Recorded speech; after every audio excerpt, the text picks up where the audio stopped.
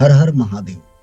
दोस्तों, साधकों, हमारे इस वीडियो में आप सभी का हार्दिक अभिनंदन है।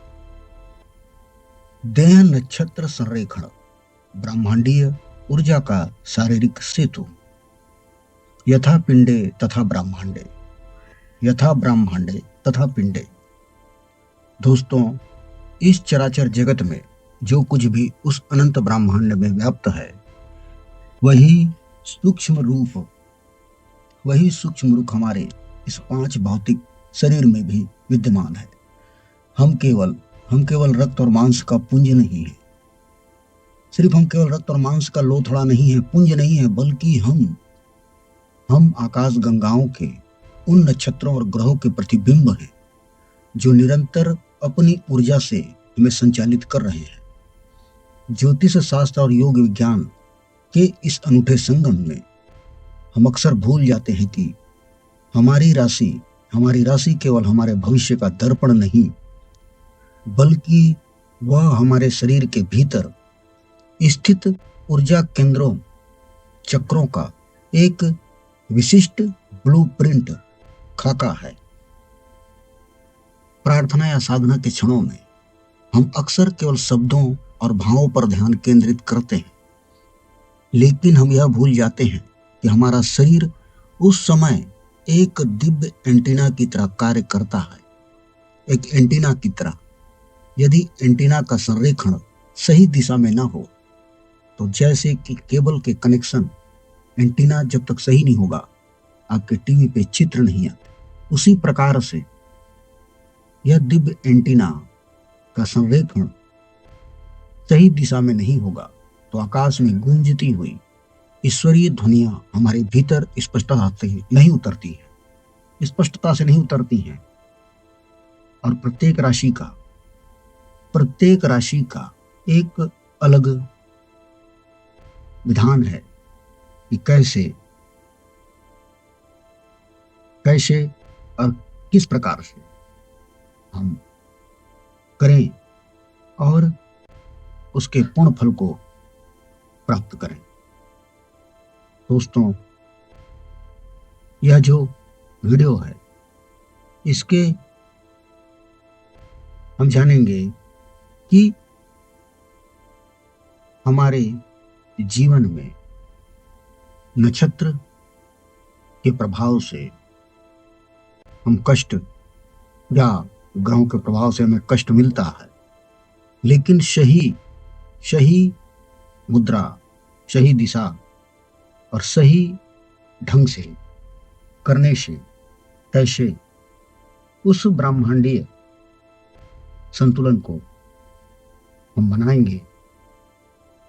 सबसे पहली बात यह है कि सभी राशियां पंच तत्व के अंतर्गत आती हैं, जिसमें 4 तत्व मुख्य कार्य करते हैं। और इन 4 तत्वों में आपके प्रत्येक राशि का संबंध एक विशिष्ट तत्व अग्नि, पृथ्वी, वायु या जल से है। यह तत्व निर्धारित करता है आपके भीतर ऊर्जा का प्रवाह किस केंद्र चक्र पर सबसे अधिक सक्रिय है, किस चक्र पर सबसे अधिक सक्रिय रहता है।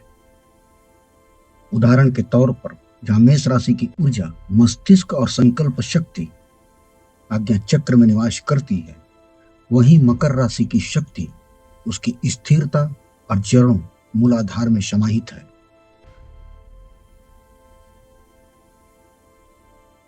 इस वीडियो में देह नक्षत्र संरक्षण का उद्देश्य आपको यह सिखाना है दोस्तों, कि कैसे आप अपनी राशि के अनुसार अपनी शारीरिक मुद्रा को प्रार्थना के दौरान रूपांतरित कर सकते हैं। क्या आपकी रीढ़ की हड्डी का झुकाव आपकी प्रार्थना के फल को रोक रहा है? क्या आपकी हथेलियों की दिशा आपके तत्व के विपरीत है? क्या आपकी दृष्टि का केंद्र आपकी राशि के अनुकूल है?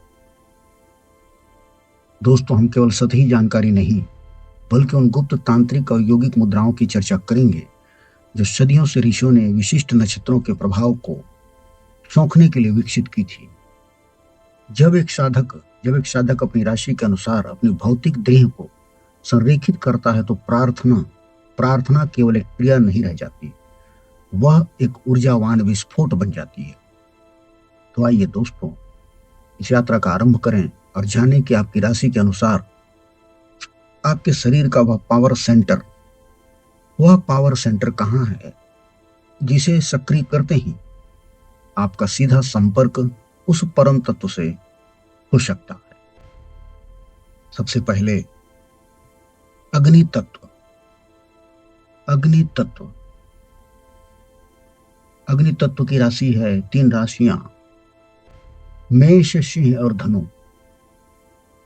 Fire element. इन राशियों का स्वभाव ऊर्जा, ऊष्मा और प्रकाश का रूपांतरण है। यदि इन जातकों की प्रार्थना मुद्रा सही न हो तो इनकी ऊर्जा क्रोध या बेचैनी में बदल सकती है, लेकिन सही संरेखण से यही ऊर्जा दिव्य संकल्प बन जाती है और विपरीत क्रोध और बेचैनी इन राशियों के ऊपर देखी जाती है।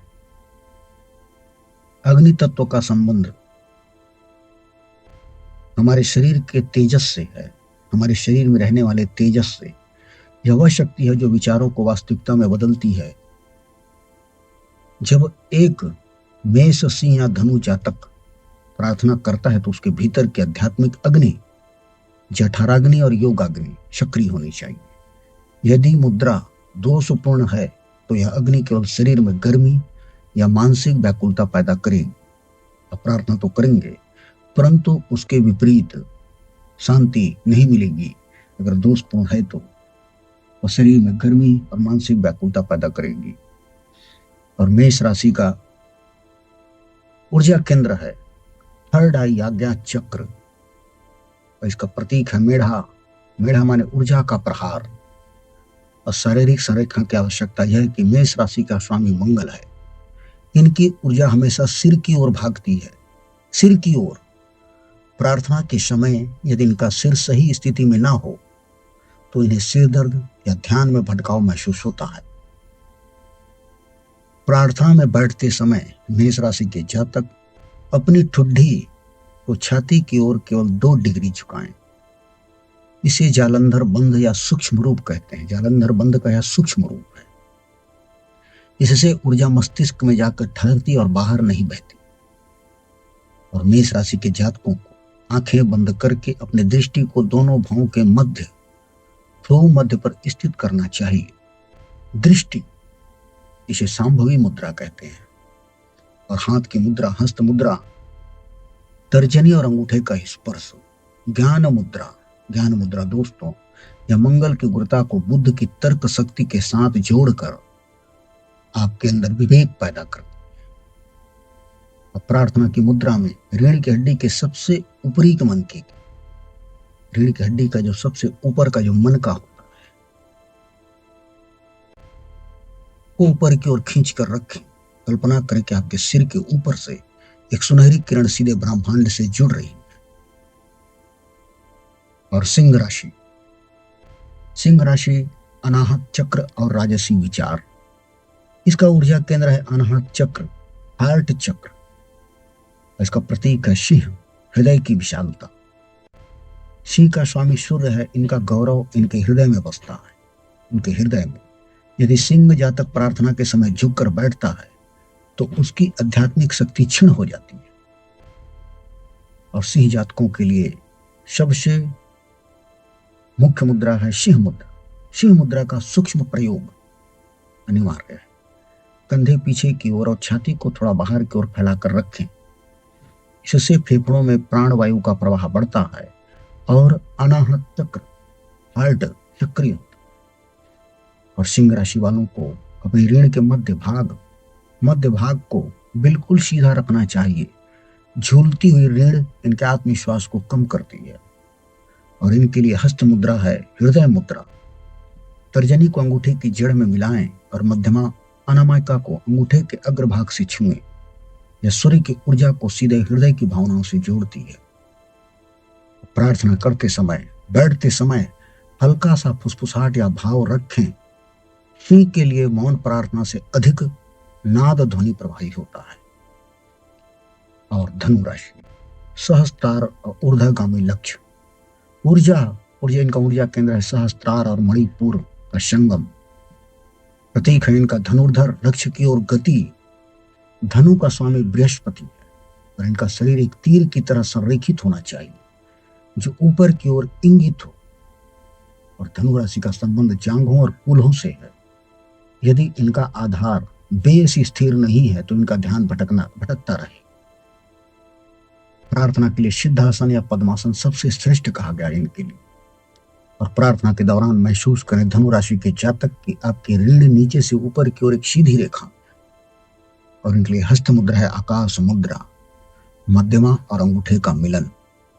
चूंकि बृहस्पति का संबंध आकाश तत्व से भी है, यह मुद्रा इन्हें उच्च ज्ञान और गुरु कृपा प्राप्त करने में मदद करती है। और प्रार्थना के अंत में दोनों हाथ को ऊपर उठाकर जैसे आकाश को छू रहे हों अंजलि मुद्रा बनाना इनके लिए ऊर्जा को संकलित करने का अचूक तरीका है। तो अग्नि तत्व के लिए दोस्तों मेष मुख्य चक्र है इनका आज्ञा चक्र और बैठने की मुद्रा है सुखासन ऋण शक्त। और इनके लिए मुद्रा है ज्ञान मुद्रा और इनके ध्यान का केंद्र है तीसरी आंख। और सिंह राशि के लिए अनाघात वीरासन छाती चौड़ी हृदय मुद्रा। हस्त मुद्रा में इन्हें हृदय मुद्रा करनी चाहिए और ध्यान का इनका केंद्र होगा हृदय का स्पंदन, दिल की धड़कन। और धनु के लिए मुख्य चक्र है सहस्त्रार और बैठने की मुद्रा है सिद्धासन ऊर्ध्व खिंचाव ऊपर की तरफ। और हस्त मुद्रा में आकाश मुद्रा शून्य और इनका ध्यान का केंद्र है शून्य और आकाश। दोस्तों अग्नि तत्व की इन 3 राशियों के लिए प्रार्थना केवल एक मानसिक क्रिया नहीं बल्कि एक शारीरिक आहुति है। जब शरीर का संरेखण सही होता है तो आंतरिक अग्नि क्रोध को जलाकर बोध में बदल देती है। तो आप जब भी प्रार्थना करें तो सीधे संरेखण होकर के शरीर को सीधा रख करके करें और देखें आपके जीवन में चमत्कार होंगे।